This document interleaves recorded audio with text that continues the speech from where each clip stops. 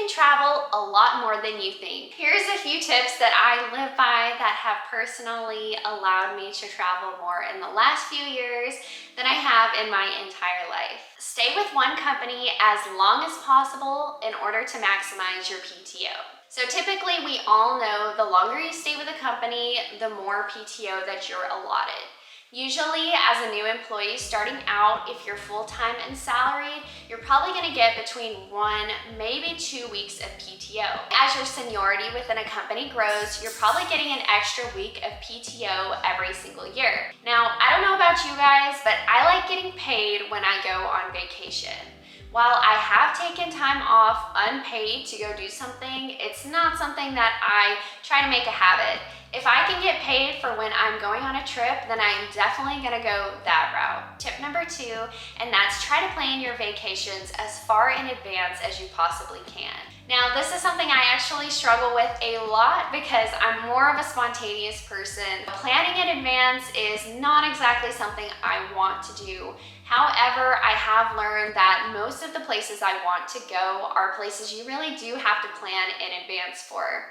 I did want to take a last-minute trip to Yosemite, but I realized that was not going to happen because everything was booked up probably 6 months ago. If you know you're going to want to travel within the next year or so, definitely start planning out your trips. I recommend planning about 6 months in advance. This is gonna allow you to get some pretty good deals on airfare, hotels, and car rentals, and also just let you get the hotels that you want. I don't know about y'all, but I've definitely hopped on a last minute trip and ended up in a really not so great accommodation. The trip was fun, but I definitely didn't want to stay where I was staying, but it was literally the only thing available. In order to minimize the stress of getting a really shitty hotel, let's just try to plan our trips a little in advance, and this is also going to save us a couple bucks as well. So my next point is back in relation to PTO, and I don't know if this is an actual phrase, but it's what I call it, and that's holiday stacking your PTO. When you see that there's some holidays coming up, maybe like Labor Day or 4th of July, maybe Labor Day is on Monday, and so we're gonna take off the previous Friday. So instead of a 3-day weekend, we are now getting a 4-day weekend. This is also something a lot of people will do around like Thanksgiving. If they know they're gonna be off Thursday through Sunday, they'll go ahead and take that Monday, Wednesday off. So they're only having to take 3 days of their PTO, but effectively they're getting like 7 days off work, which is really, really nice. There is a caveat to that. If you're holiday stacking, typically prices are going to be more expensive. If you're looking at something for Labor Day, 4th of July, Christmas, etc., then costs are probably going to increase. However, if pricing's not too much of a concern for you and time is more of your concern, I would definitely recommend the holiday stacking your PTO just to get a few extra days off. My next tip is one that you've probably heard many times before, but that's because it works.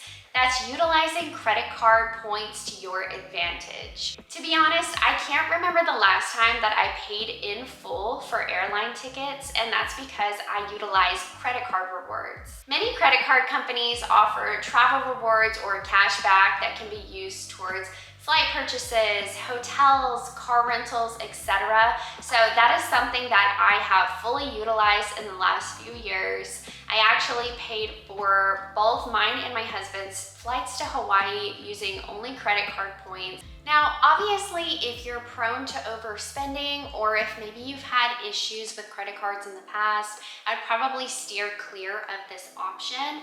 But if you're somebody who carries little to no debt and you know that you're not going to carry a balance on your credit card, then this is going to be an awesome option for you. Credit cards, if used correctly and responsibly, can yield so many benefits that are seriously going to outweigh the tiny little annual fees that they have. Typically, even just the sign-up bonuses for a card, if you spend X amount within X days, are going to seriously put you ahead of the game. For my credit card, I believe it was 100,000 points if I hit a certain spend within a certain time limit. Now, I wasn't going out shopping and just blowing all my money to hit this spend because obviously that would negate all of it. But I knew that that was an amount that I was going to spend naturally just with my monthly bills. So I did hit that spend recommended that they were requiring, I think I got like 100,000 bonus points, and then I used those points to book my tickets to Hawaii.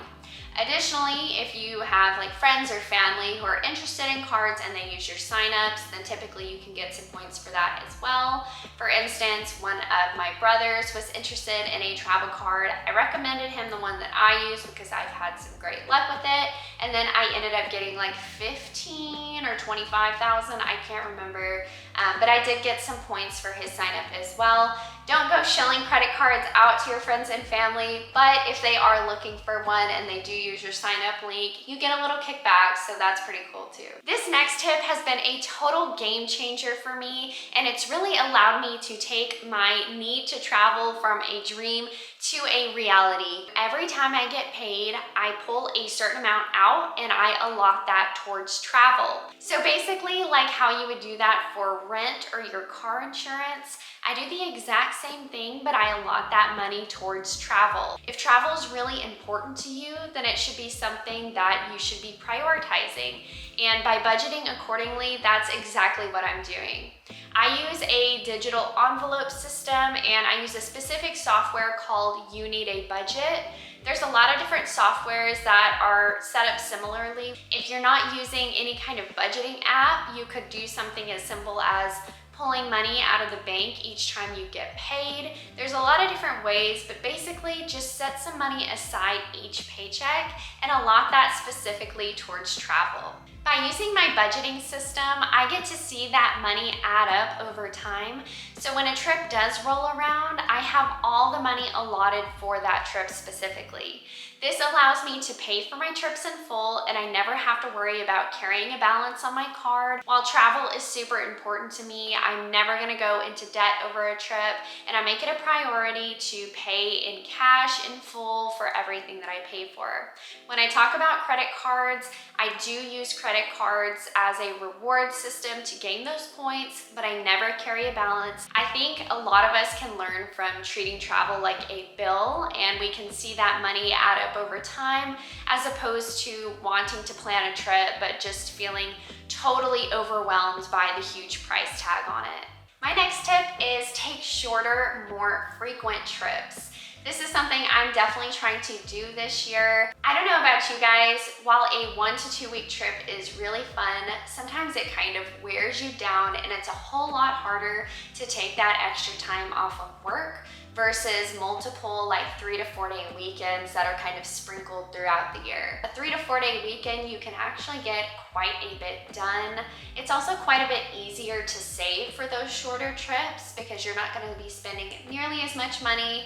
But my main reason for that is just taking a little bit less PTO, sprinkling that throughout the year, and being able to go see a heck of a lot more places when I'm taking a lot of shorter trips throughout the year. My last tip is to explore awesome places around your city. Not everybody is going to be able to have the funds or the time to jet set every other weekend, and that's totally okay. There are a lot of cool places in your city if you know where to look. I would suggest hopping on TripAdvisor, searching for your city, and seeing what comes up. There's often a lot of really cool events that could be free or at least low cost for you, and it's pretty cool to kind of view your own city as a tourist.